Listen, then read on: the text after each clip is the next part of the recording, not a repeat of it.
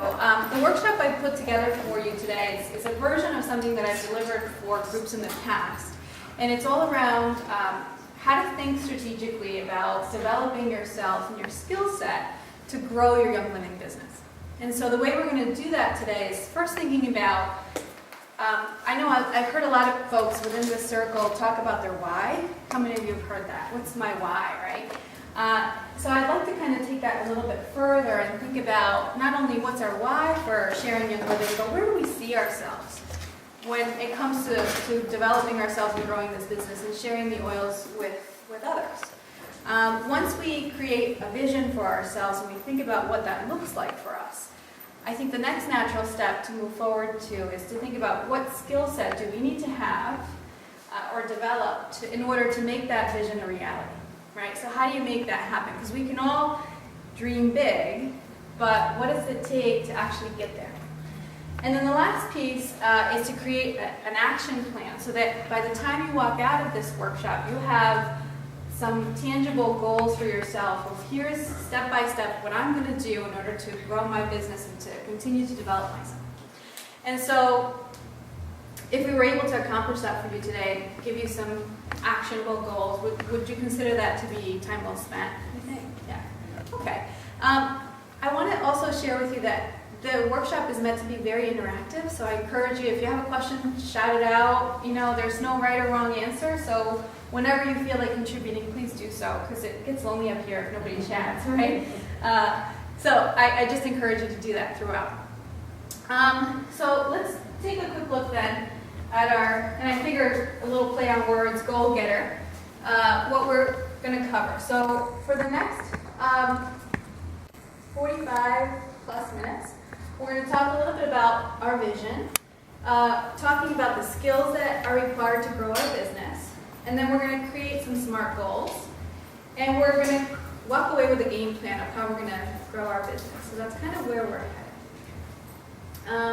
And I love as you were all going around sharing your favorite oil. I mean, this is the best smelling group I've ever trained for. So this is great. I wish we had a diffuser going. We should have had that, John. Yeah, next time, right? Whoever has the next workshop, I think it's you, Allie. Okay. All right, so let's talk a little bit about our vision. And so what I thought we would do is think about not only your why, but where do we see ourselves with our business? And so if you would, let's take the next 3 minutes working on your own. You're going to answer this question. So as you think about growing your Young Living business, how will building that business empower you? And where do you see yourself in a month, in 6 months, in a year?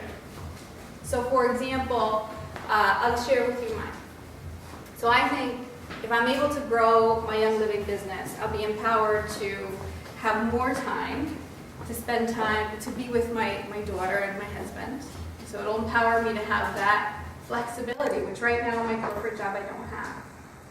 And hopefully in a month, my goal is to have 5 new people who join my team. Okay? So I've shared with you mine. Just take 3 minutes and think about your own.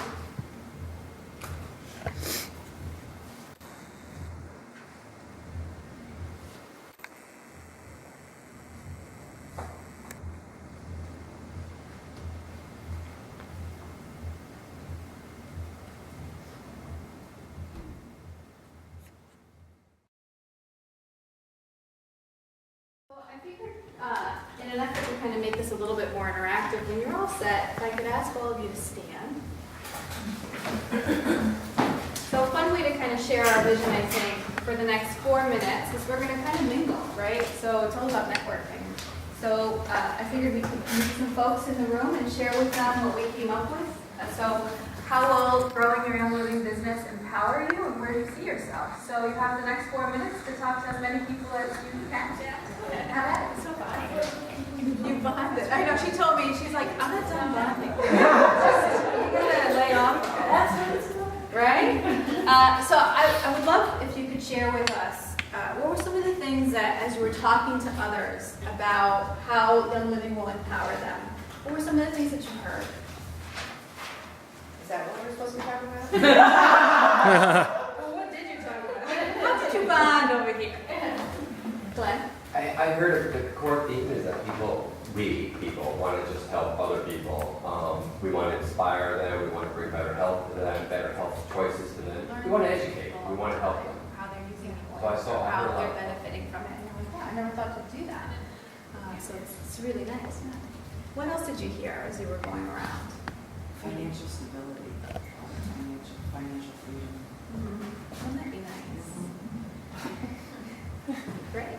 Something that I specifically picked Heather up because I wanted to know how and when she achieved gold, and to have a game plan to say, oh, well, that's doable for me as well. But her first thing was like, what is your goal, your 1 month goal? So we were kind of in the same track as far as learning about it. But one of the things that came down for the how it would empower is that one thing that I never have enough of, and that is time. And that's what I hope to get, more time. And that's more time to do the things that I really want to do, because I'm of a certain age and I've only got so many minutes left, and that's how I think about it in terms of I want to have those days not to be the struggling days, or I want it to be days of where, what you do out of joy. And with joy. Yeah. The interesting thing about the time piece, and I'm so glad that you brought that up, Denise, because how many of you have gotten that as a rebuttal or as an objection from a lot of the folks that you're looking to sign up, or members? They don't have enough time for that. And in the end, if you're really successful with this, you kind of get time, which is an interesting way to look at it, right? So a lot of people will give you that objection. Okay. So what I thought I'd share with you next is one of my idols, I think, when it comes to entrepreneurship, is Steve Jobs. And I'm always looking at things that he did, and just such a great mind, such an innovator. And him and Bill Gates did a conference in 2009 where it was a techie conference, and if you're kind of a geek like me, you'll watch those things on YouTube. But I really liked, towards the end of the seminar, there was a Q&A, and they were asked, how can someone duplicate your success, right? So if you're thinking about some of the most innovative minds, some of the best entrepreneurs, how would you duplicate your success? And I thought Steve Jobs' answer was really, really poignant. And so I thought I'd share it with you so you could hear what he had to say about that.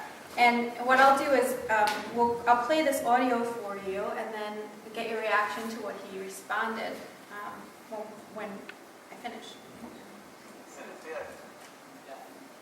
People say you have to have a lot of passion for what you're doing, and it's totally true. And the reason is because it's so hard that if you don't, any rational person would give up. It's really hard, and you have to do it over a sustained period of time. So if you don't love it, if you're not having fun doing it, and you don't really love it, you're going to give up. And that's what happens to most people, actually. If you really look at the ones that ended up, being successful in the eyes of society, and the ones that didn't, oftentimes it's the ones that are successful love what they did, so they could persevere. When it got really tough, and the ones that didn't love it quit because they're sane, right? Who would want to put up with this stuff if you don't love it? So it's a lot of hard work, and it's a lot of worrying constantly. And if you don't love it, you're going to fail. So you got to love it. You got to have passion. And I think that's the high order bit. The second thing is you've got to be a really good talent scout, because no matter how smart you are, you need a team of great people, and you've got to figure out how to size people up fairly quickly, make decisions without knowing people too well, and hire them, and see how you do, and refine your intuition, and be able to help build an organization that can eventually just build itself, because you need great people around you. So, what did you think of his answer?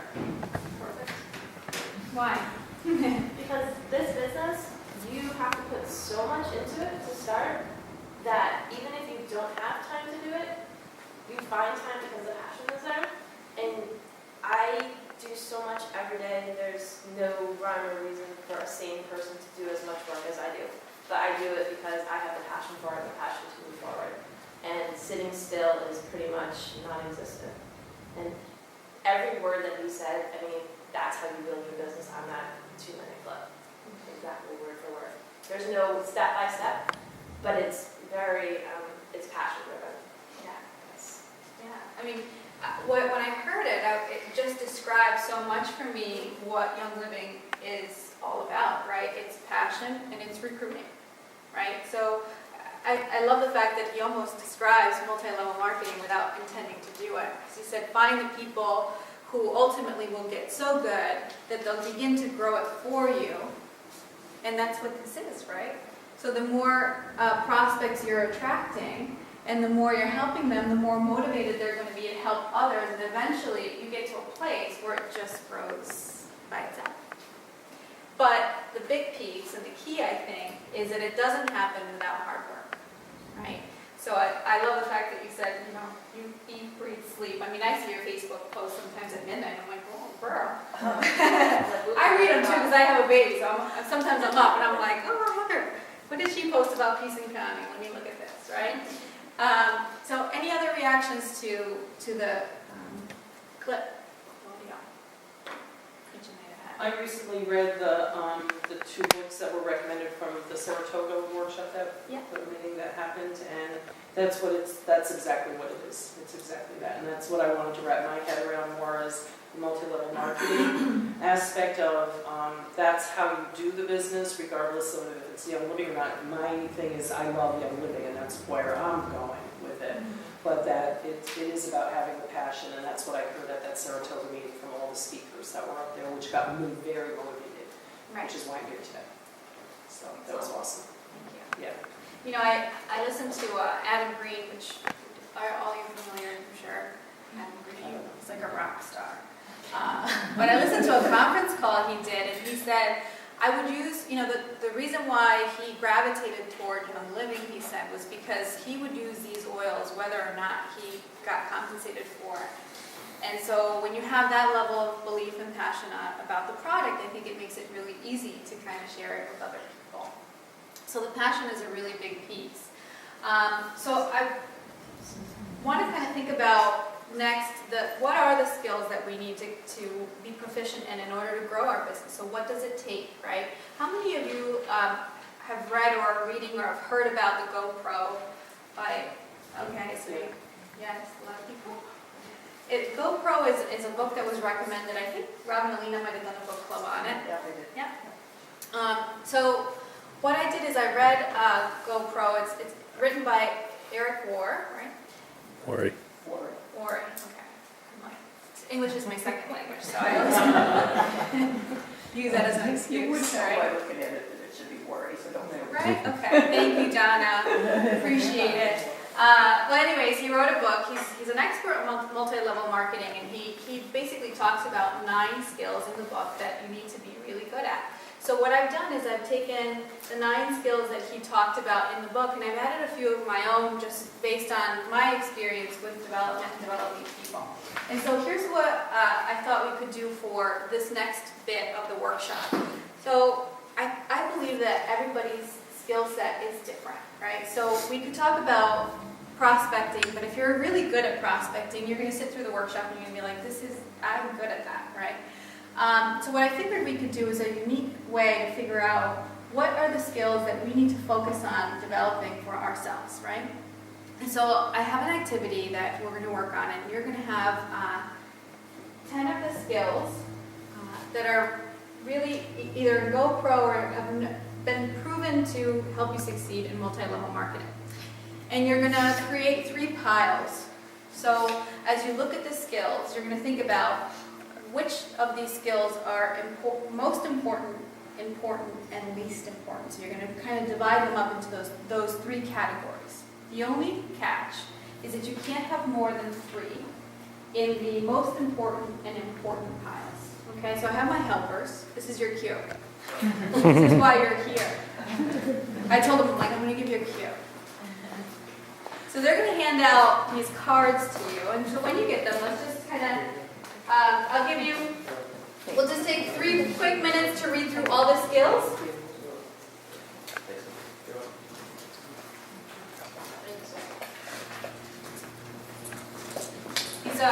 my helpers, AKA my nephews, Jack and Josh, who are teenagers and they're taller than me. Now I look up to them, which is really weird.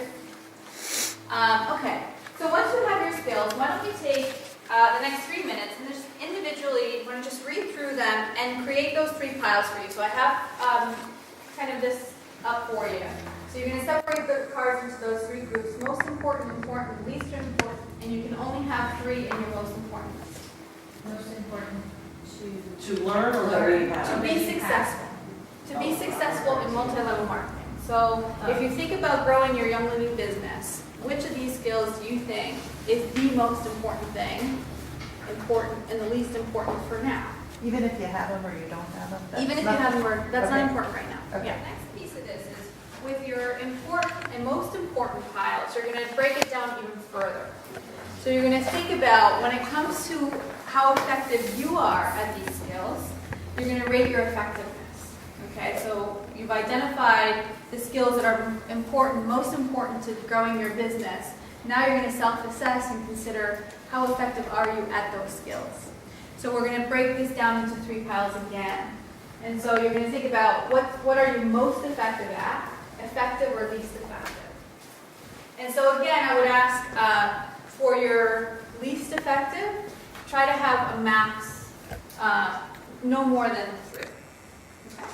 So when you're ready, go ahead and do that breakdown. So we're taking a combination of those 2 piles. Yeah. And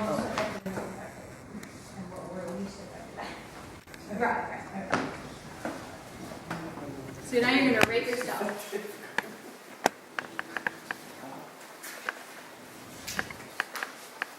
It's kind of breaking it down again.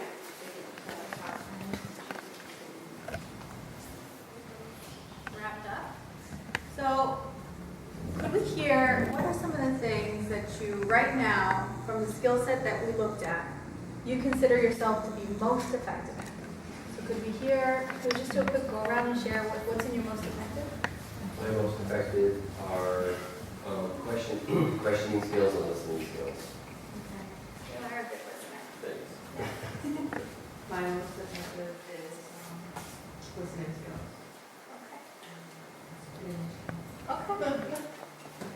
My most effective are the listening skills and non-recurring style. For sharing style, yeah. And also presentation, Okay, yeah, we talked about it the other day. So presentation skills, sharing style, listening skills, not all yours. Truthfully, I don't really have it. Okay. But I mean, of the ones here, I have to say I'm better at prospecting and presenting than any of the other ones. Okay. Good, we'll go with that. I think product knowledge and listening skills. Okay. Listener skills. Presentation and listening. Okay. Questioning, I have a pitch, but I don't know if it's an elevator pitch. Okay. Does that mean short? Yeah. That's just my. So it means if I was stuck in an elevator with you and we had 30 seconds to tell me what you do. And I'm gonna go down. Questioning and listening. Okay. I guess mine is prospecting, just because of the amount of people that I see every day. Not necessarily going to see them for emails, but I'm just down and out. You have a big network. I do. Okay. So we're going to go Okay. Share the presentation.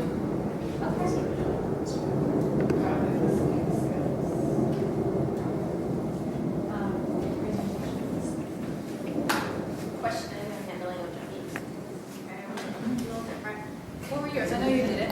Yeah, I'd say listening skills, handling objections, and sharing style. Okay. So what I would ask for us to do now is to think about, what were some of the strengths that we heard going around the room. So a lot of really good listeners here. How do you think that helps you when you're sharing Young Living with others? Being really good at listening. Well, I think it shows the other person that you have an interest in them.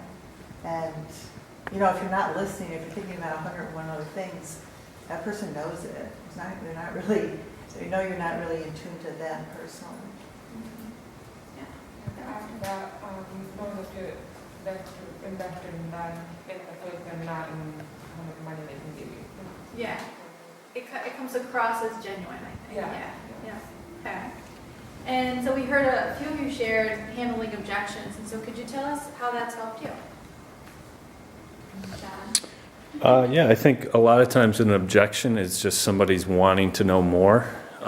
So instead of, immediately defending what it is that we know, I think you have to engage them in more questioning to understand what more they want to know. So when somebody says something along the lines is this a pyramid scheme? It's probably their way of trying to understand how it is that multi-level marketing works. When I first, started doing Young Living, I immediately go, no, it's not a pyramid scheme, and I wanted to defend what I loved. And Maria and I had talked about it as, so you could ask a question like, so it sounds like, did you have a bad experience with a pyramid scheme? Or, by asking a question like that, or what is a pyramid scheme? It kind of allows you to now create that dialogue with somebody and maybe dismiss some myths about what it is that they have an objection with. So it is a great way to teach people, and also it's a great way for you to better understand how people think and learn too. I think the other that's on here is about not having the money. That's huge in what we do. For me, I'm like, well, that's perfectly fine if you don't have the money. One, I can come up with ways to help you not save, but show your friends, because I know you know a lot of people I don't know. So if you think you have people that might be interested in something like this, let's just host a party at your house. Not really a party, but like a little teaching class, a small 3 or 4 people. And then all you need to do is get a couple people that want to do it, and that's going to help pay for your kid. And as long as we can figure out a way, if this is something you want to do, I'm here to help you. But if it's not something you want to do and you have a lot of excuses, we can't take that personally, because that's not them saying no to you, that's them saying no to themselves. They're comfortable where they are, and you have to let them stay there. And it's okay, because like right now, I'm getting people that I spoke to a year ago, 6 months ago, looking for me. So it happens, it's just a matter of don't put yourself first. If they say no, it's okay. They're saying no to themselves. What you're doing, I think, by overcoming it that way is that you're kind of hitting on another skill, which is prospecting. So in a lot of ways, not only are you overcoming the money issue, but you're also creating your network, because who else do you know that could benefit from this opportunity? Okay. So what I thought we could do for the remainder of the workshop is, now that we've identified the skills we know we need to work on, right? So you believe that the skills that you identified here are really, really important, right? You've established that.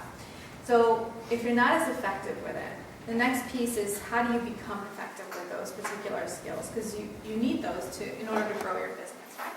And so what I've done in the past with this activity is a good way to kind of narrow your focus a little bit. So you're not working on 10 things at once, but you're working on a few of the skills that are going to help impact your growth significantly. So we're going to take the ones that you have in your least effective pile, and you're going to create some goals around how do you become better at that skill.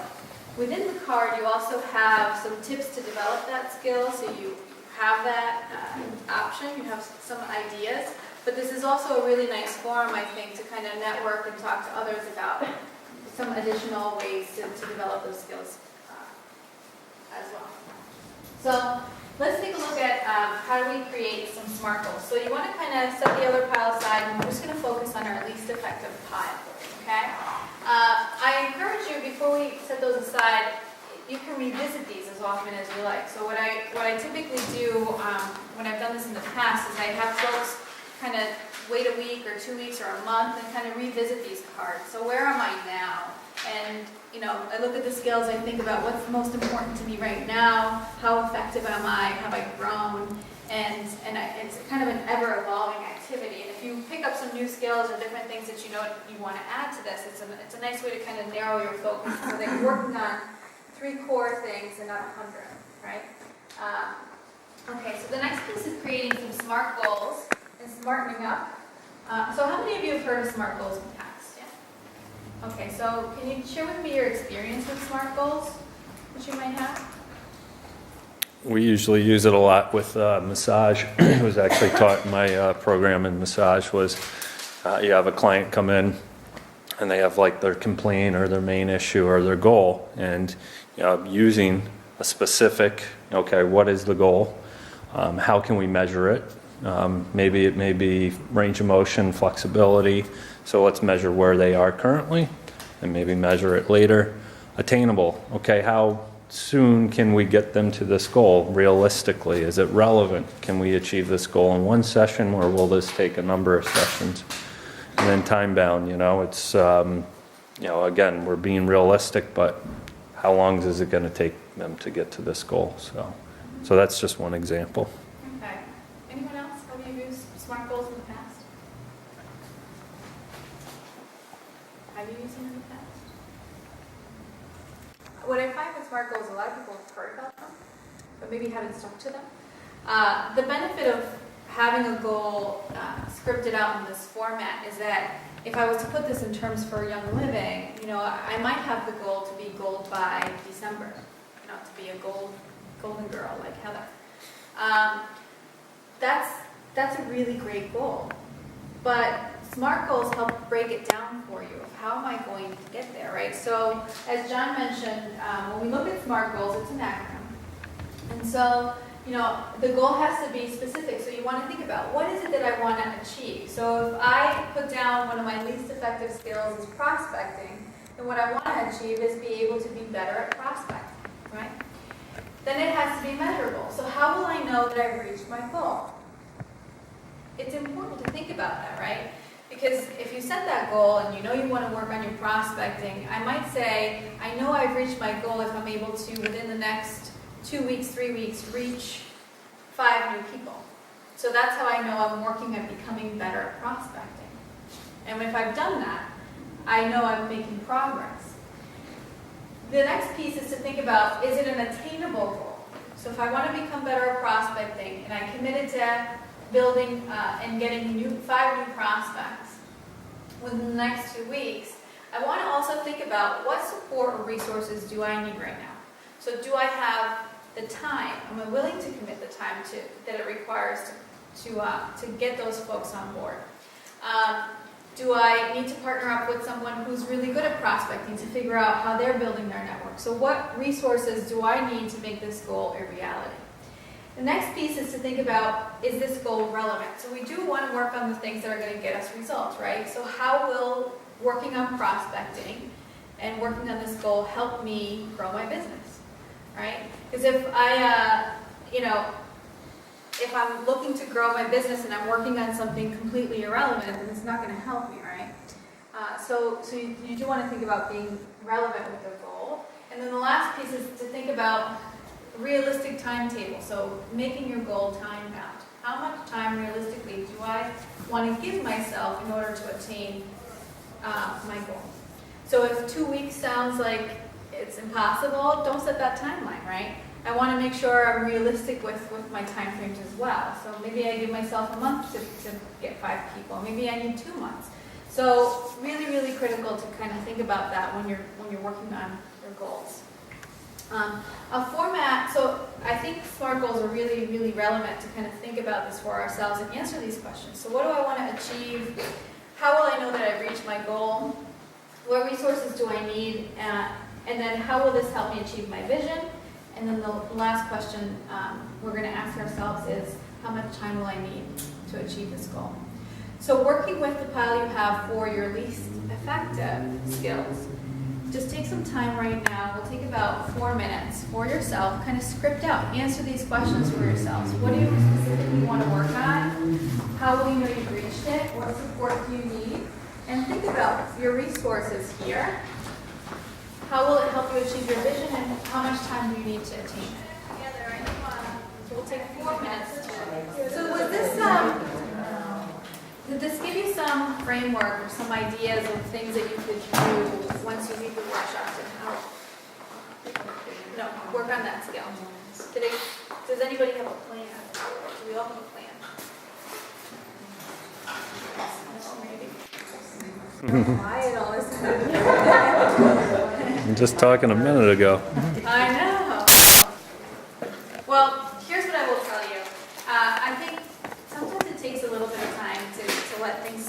if you're anything like me, I usually go to meetings and then like 2 hours later, I'm like, oh, I should have said that, or here's, this got my creative juices flowing, and so now I know what I'm going to do, right? So I would give yourselves the opportunity to let this sink in, and maybe revisit this activity for yourself, and think about how do I continue to develop the SMART goals. One thing I would recommend is before you leave, you connect with someone in this room and say, here's what my plan is, and so can you contact me in a week and make sure I'm staying honest and committed to doing it. The last piece that I would share with you is just an interesting thought here. So if we think about how adults learn, there's something called the 70-20-10 rule. And so if you look at these three things, workshop settings, which is what we're doing here today. You have feedback and coaching that we may get from others, and applications in a real life setting. If you had to assign a percentage, 70, 20, or 10, to one of these, which you think is the 70% of how we learn? Yeah. So how adults learn, a lot of the times we think we need to come to a workshop to get the skills and to get the knowledge, and a lot of the times we wait for these opportunities and we'll bank on it and we'll say, that's when I'm going to learn my skills. The reality is that 70% of our learning happens by doing, right? And so that's really important, right? Which you think is 20% from workshop settings or feedback and coaching?